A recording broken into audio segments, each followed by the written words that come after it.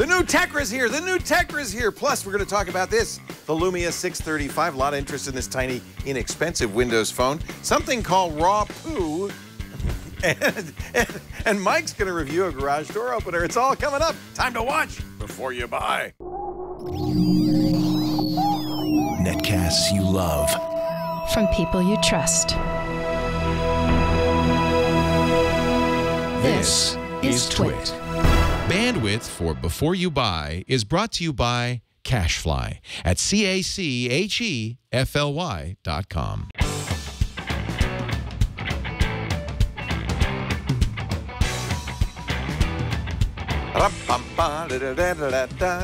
Welcome Before You Buy, the product review show unlike any other, where we get all the greatest, the latest, the newest, and we give them to our Twit staffers, and we let them play with it for, a week or two, and so they really get a sense of what it's like, and then they can tell us if we should buy it or not. We're going to start off with Chad Johnson, the old redhead. He's here, of course, the host of OMG Craft and a brand new show which I'm loving called Reddit Up. Second episode last week. All the new memes, you watch this show and you know what all the kids are talking about. We cover a lot of memes and like big things that are happening on the internet, but we also covered a little bit of news and just social stuff. Ask me anything. Ask me anything. It's really fun. Reddit Up. You must look for it. You must download it. You must watch it. Thanks for the plug. Meanwhile, there it is. Yep, second episode. Look at that. Is it twit.tv/up?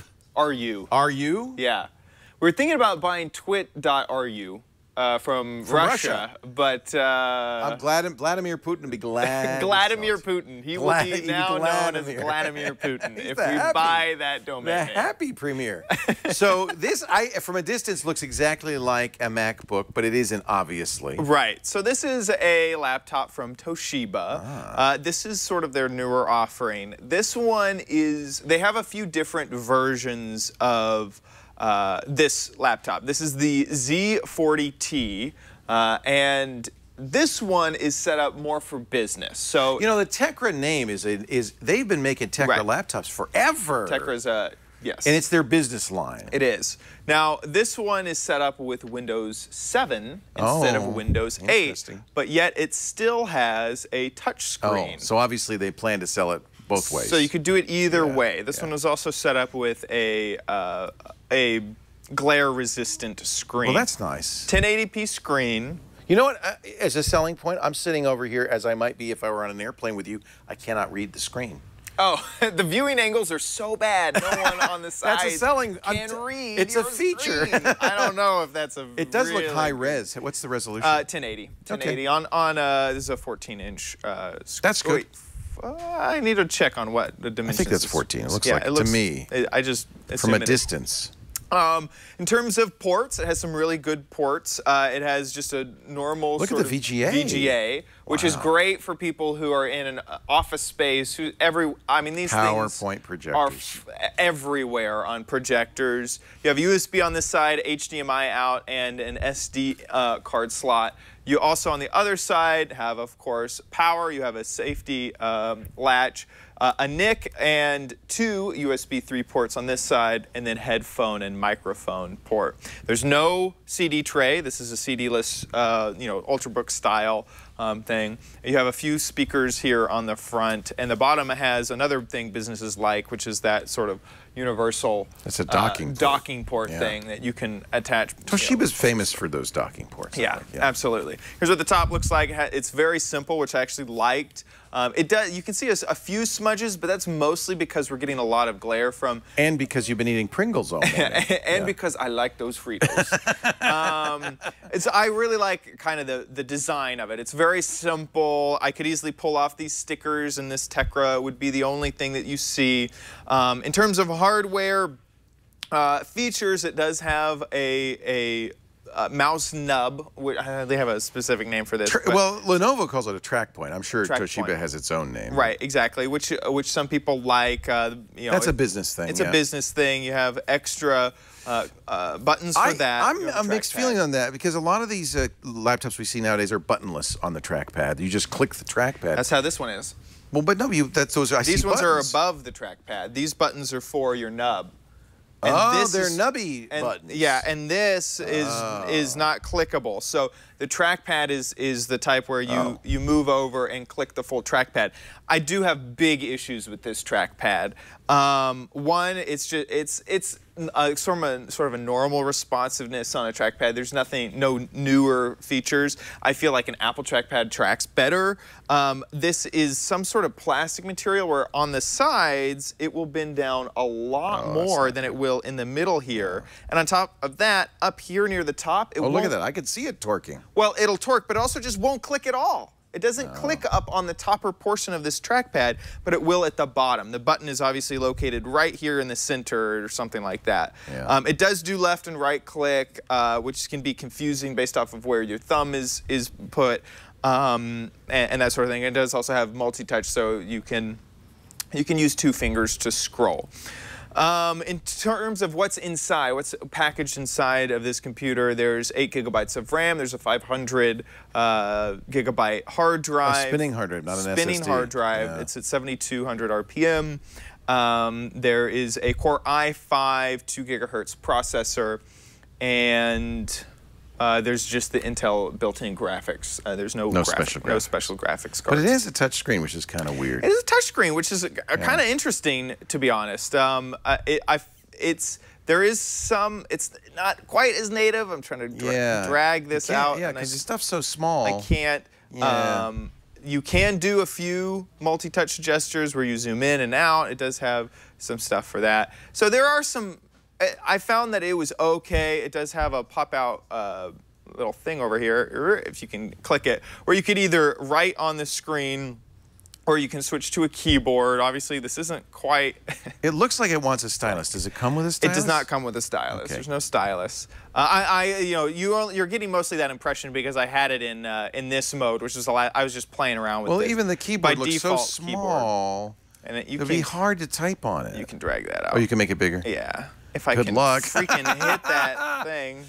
How about battery life? Battery life was normal. You know, battery life wasn't anything that I was excited about. It was good.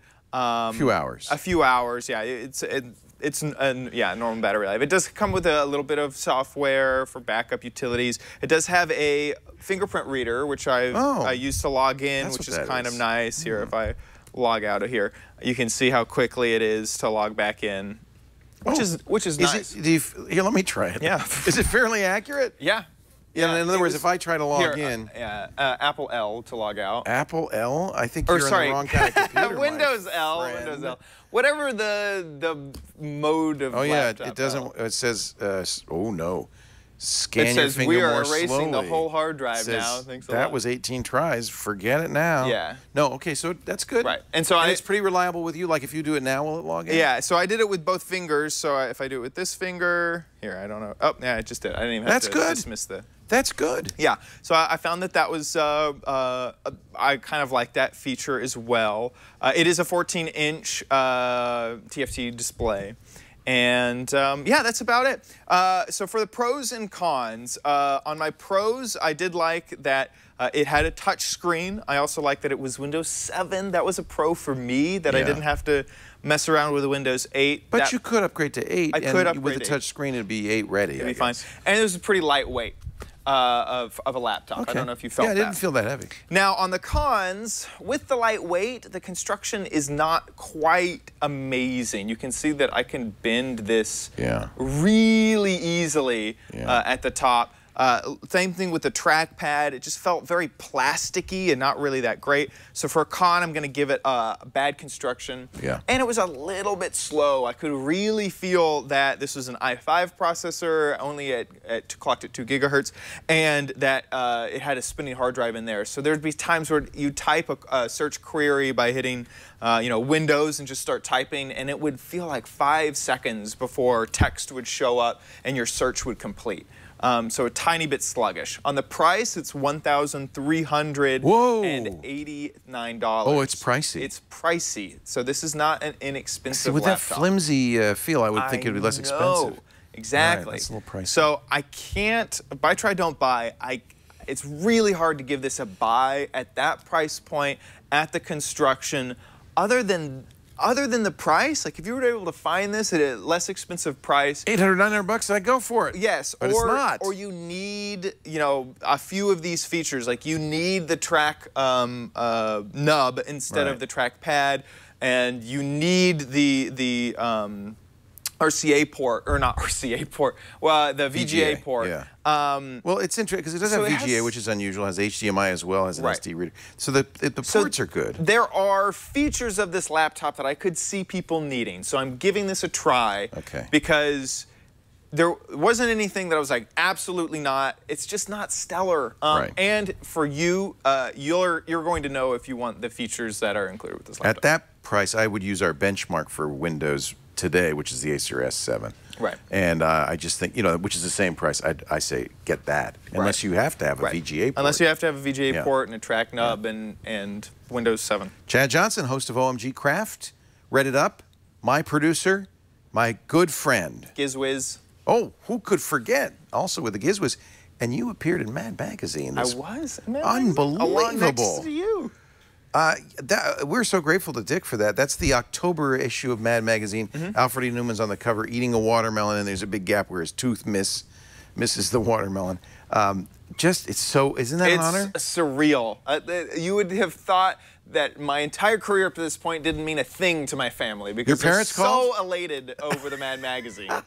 Yeah. My son, he's in Mad. They've bought like 30 issues already and sending it out to family. Well, it's a big deal for me. It really is. Somebody sent me an email saying, you know, I heard Howard Stern and Jerry Seinfeld saying the best thing in their careers was appearing in Mad Magazine. So we're right up there with we're at the Jerry and Howard. Yeah. There you go. There's Leo and That's Lisa. us. Yeah. Yeah. Yeah, I guess so we won't cool. show Chad. Nah. You can find him. He's redheaded. Yeah, you'll be able to figure it out. I showed the grocery store attendants over there, and they were not as impressed as I was hoping they would be. Isn't that terrible where you hope somebody's going to... Because I think they thought that it was just some guy with red hair. Who looked like And you. I was like, look, it's me. Right. And I was like, no, look at my credit card and look at that name. It's the same.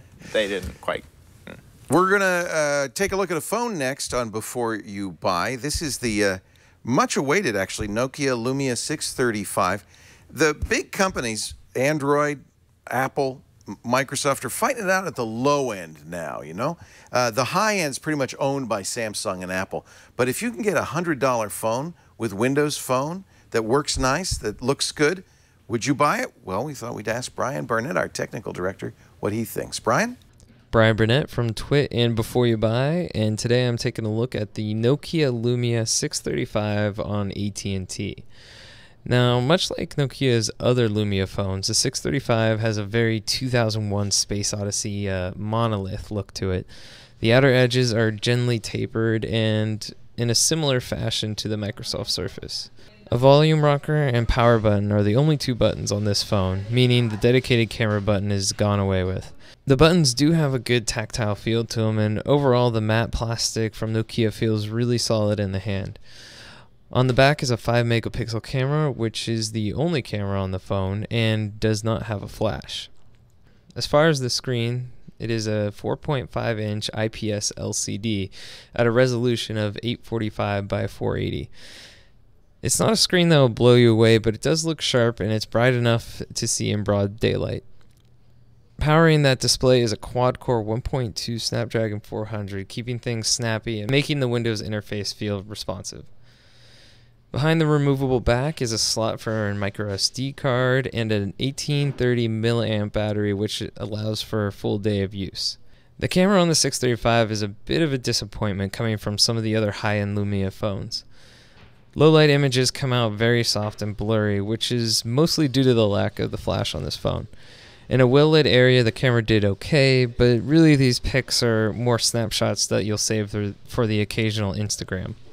Now, without going too deep, Windows is definitely a step in the right direction, and with the addition of Cortana combined with the ease of use makes for a very good user experience.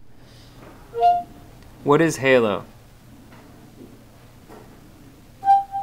Halo rings are designed by the most advanced civilization ever, and they're an awful lot of fun to blow up. Getting into the pros and cons, at the $99 price range, you'll be hard-pressed to find a phone with hardware feeling as nice as this. Which leads me to my next pro, design. The Lumia feels really good in the hand, and the matte back feels really grippy. The last pro is Windows Point 8 itself. It's still playing catch-up to the other mobile OSs, but it feels super snappy on the 635. As for cons, the no flash on this phone makes most low-light shots blurry. The lack of a front-facing camera means no selfies, which might not be a con for everyone, and the screen resolution is fairly low, and while it looks decent for the Windows interface, the field of view is fairly shallow. As for a buy, try, or don't buy, if you're in the market for a simple-to-use budget phone with top-notch fit and finish, you can't beat the Lumia for the price. But with one caveat, if you're not 100% dedicated to certain apps in Android or iOS, then the Lumia 635 is a buy. This has been Brian Burnett from Twit. Thanks for watching. You know, it's really cool that you can get for $100 you can get a phone that has all the, you know, the nice features of Windows Phone, a good camera, decent fit and finish. It's nice. Thank you, Brian Burnett, Technical Director. Great to have you on the show. Right now, we're going to take a look at something. I think if I were this company, I might think about changing my name. The Rapoo 8900P. Maybe I have a bathroom mod. Do you want like a well done poo? It's the Rapoo 8900P wireless ultra slim keyboard and mouse. Tanya Hall, what do you think? Hi, I'm Tanya Hall with Twit TV's Before You Buy, and I'm here to review the Rapoo dual keyboard and mouse. It is the Rapoo 8900P. You get actually not a Bluetooth, but wireless keyboard and mouse, as you can see right here. And you can actually install this with the XP, the Vista, the Windows 7, or Windows 8. I actually use Windows 7. And I'm going to talk about how it worked with my unit. So let's start with the keyboard. The keyboard is really nice and slick design here. Look at this. Look how thin that is. It's really sleek. It's really sturdy also. It is actually 168 millimeters here. It's 432 millimeters here and 4 millimeters at its thickest. It's titanium black stainless steel. It's got this kind of brushed metal design. It's really sophisticated looking, which I liked a lot. And I mentioned the Wi-Fi. Both the mouse and the keyboard operate on 5 gigahertz, which is really great. In fact, we kind of tested it out in the studio, and sometimes our Wi-Fi is not so great. And we actually were able to use it across the studio with walls and barriers, and it worked great. I had my computer in our production area, and Leo was at the news desk right here, and he was actually typing on my computer and being very mischievous, of course. So this is a really nice design. So I want to talk about some of the functionality here on the board itself. So there are roughly 112 keys that include a keypad. So if that's important to you, you want to use that. The keys themselves are what's called a chocolate style design. They're square, and they're actually really easy to use. It actually comes with this this USB for both the mouse and the keyboard. And as soon as I installed it in my computer, as well as the CD it came with, it immediately started working. There was no lag. It was super, super fast. Something that I think you might have a hard time seeing right now is that there are some lights here at the top. These are kind of some of the hidden keys. So what's really cool about this is that once you tap it, the lights come on. You can adjust the sound. You can mute it. You can turn the volume up, turn the volume down, and it does dim back up. So they're hidden, and that's actually not necessarily a good thing, and it's actually kind of hard to see. It's kind of hard to see them if you have poor lighting, but in some ways it's actually an advantage. I like the long reach and the keypad. I mean, there are just so many things to like about this. Let me talk about the pros and the cons. So the pro for the keyboard would be the design. I really like the design. I think it's really sophisticated looking. It's got the great reach I mentioned, and the speed to connect was really, really fast. Now, the con would be it cannot adjust the height. So right here, there's only one height opportunity. So if you wanted it a little higher, that's not going to happen. And there's no reminder. So something you don't realize you need, but there's no reminder indicator for the caps or the numlock. So if you've accidentally hit that and you don't remember, they could probably include like a little light or something to help you know that those are pressed. Other than that, I do really like the keyboard. So let's talk about the mouse. This was actually probably what I liked the most about the combo, and it's got some really neat things too. So right here underneath, you can see there's an on and off. This is where the batteries go. Both the keyboard and the mouse require 2 AA batteries, and I didn't have to change those. They actually have lasted, and they're supposed to actually both last a really long time. It's also got a soft rubber finish on both sides, which I really like. It's very ergonomic. It's supposed to reduce fatigue after you've used it for a long time. My thumb fits really nicely right here. And if you look at the bottom right here, some anti-skid on both sides, anti-skid mats.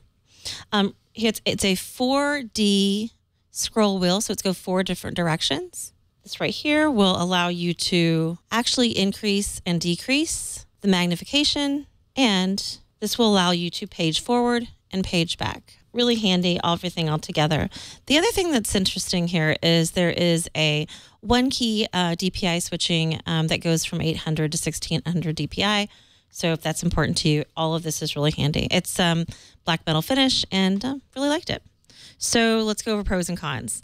The pro here is the speed. Again, super fast. As soon as I wanted to connect, it connected. It's the ergonomic design and the feel, and I like the magnifier. Actually, it was really handy when I wanted to zoom in on something. It was really easy to do that right here. So the con, actually the only con, is also one of the pros, which is the magnifier. It is very close to the click buttons. You could accidentally magnify when you didn't mean to, but other than that, I really liked it. I would say both of these are something I really enjoyed, and I would highly recommend. The price of these together is about $120. I think it's highly worth it. I can't tell you how easy it was to use them and how much I enjoyed it. So I give them both a buy.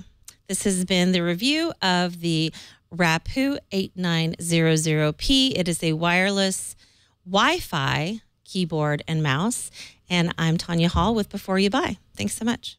I'm told it's pronounced Rapoo, and it is. It's very nice, solid metal, nice keyboard. Thank you, Tanya Hall. Tanya hosts, of course, the Marketing Mavericks show, where she talks to big shots in marketing about how the digital era is changing what they do every Friday on Twit.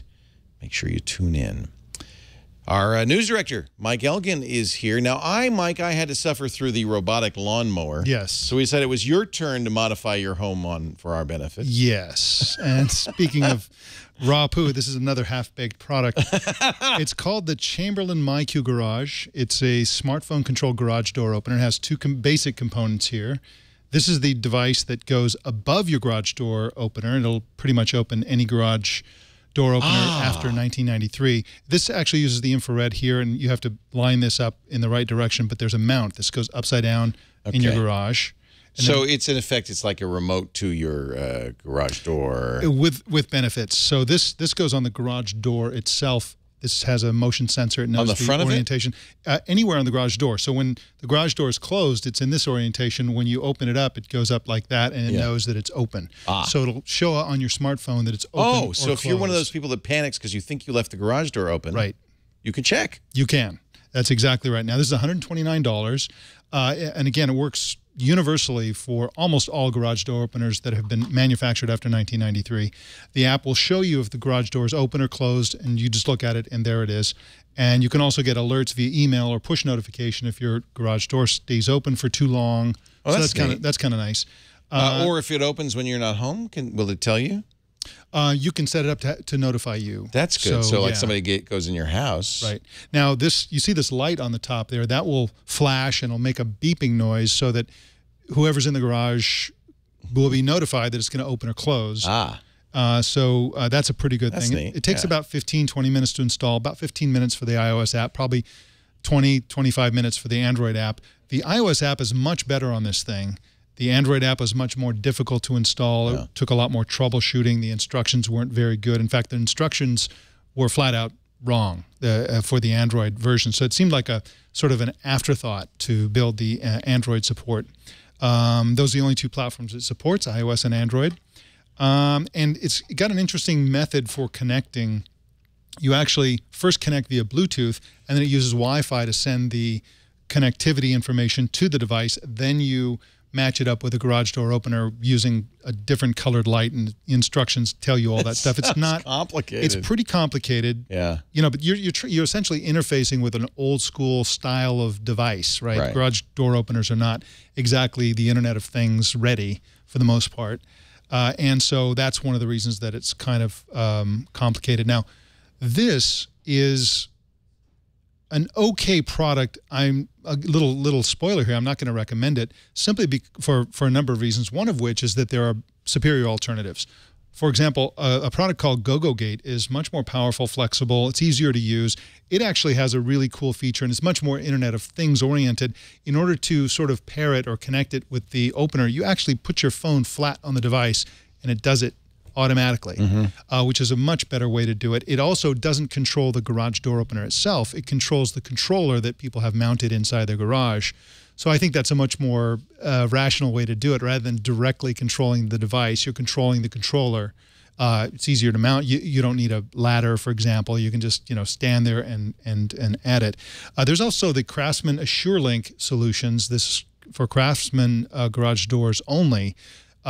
That's better. Their app is better, but that's just one brand. This will support all brands, so that's a big difference. However, GoGoGate, which I mentioned a minute ago, also supports all brands. And you can do multiple garages and also gates with the single app. You can have multiple people using an unlimited number of apps. So really, this is a home automation solution in a way. It is, and this is kind of this was for most of its history. This has been around since I guess November or so.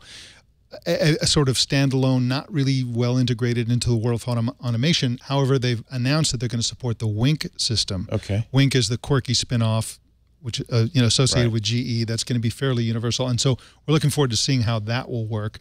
Again, it's not a great product though. It's got kind of a clunky interfaces, and more to the point, it's the wrong solution to the problem. So first of all, what does it do? It opens your garage door. Okay, the little thing that comes with your garage door opener that also opens my garage door. Yeah, it's super convenient. You sort of and put there's it a on home the link visor. standard that even your car can. In fact, the button built into my car will open my garage door. Exactly. So that problem, opening your garage, already been solved. Has already been solved. Okay. In fact, that's basically what a garage door opener does. Exactly. Okay. That's right.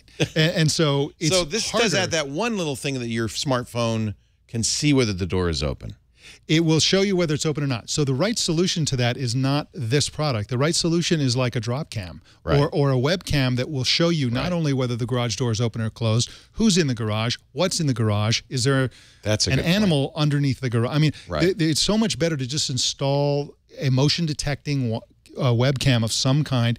And in fact, GoGoGate, the superior alternative to this product, will support integration with a webcam so that it'll actually take 15 seconds of video every time it opens and closes and sends it to you. Now, how much is the Chamberlain? It's $129. Okay, so it's super expensive. Is the GoGoGate comparable? It's $179. So the GoGoGate is more expensive for sure.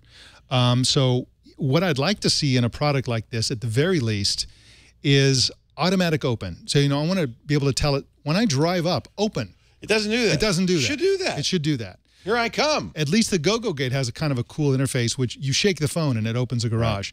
Nobody's going to sit there in a car. I don't want to push a button. I want to pull up. I want it to be like the Bat Cave. I pull up, it opens, and I go in. Exactly. And it closes behind me. And neither of these products does that. Yeah. This should do that. It's kind of an obvious thing. You should also be able to share time-limited locks like the home automation lock systems. That would be great, so that I can give my gardener a lock, but after a week it's only no on good Saturday between the hours of whatever. Oh, that would be great. But they don't support that. So that would be a good reason to do this. Smart. Exactly. So I just don't recommend this conceptually, and I don't recommend it based on the quality of the product. It's a do not buy. There are better products out there, and it doesn't do enough of the things it could do to make it worthwhile. Exactly. The Chamberlain MyQ. But you know what? We're in the infancy of these products, and I think that you're going to see companies like Chamberlain, which has been around for a long time, learn, make their products better. Let's hope they're listening to you, and the next generation will do some of those things. I hope so. Mike Elgin, he's the news director here at the Twit Network, hosts TNT every Monday through Friday, 10 a.m. Pacific. Don't miss it. Don't miss it. Absolutely. I don't miss it. I know you don't miss it. I watch it while I'm getting ready to come into work because you were right before me. And that's 1 p.m. Eastern Time and 1700 UTC, Monday through Friday on twit.tv. He's also a heck of a baker. That's right. Makes his own pizza. That's right. Yes. But he's taken, girls. All right. Thank you, Mike. I appreciate it. Thanks to all of our reviewers, Tanya Hall, to Brian Burnett, our technical director, to Chad Johnson. We do Before You Buy by the way, correction, Tanya Hall, they moved Marketing Mavericks to Monday, so I apologize. It's not Friday anymore. Monday. Sorry, Tanya. Sorry about that. Right after Tech News Tonight, about 5 p.m. Pacific on Mondays. We do this show every Tuesday right after Security Now. How about that? And right before Tech News Tonight. I hope you'll stop by and watch. But if you can't, on-demand audio and video of this show available at twit.tv/BYB. We do something unusual with this show. We also chop it up and put each individual review on our YouTube channel so you can share that with friends and family. That's youtube.com/beforeyoubuy. If you have a product you'd like to know more about, you'd like to see us review, email byb@twit.tv. I'm Leo Laporte. Thanks for joining us. And remember, you have to watch before you buy. See you later.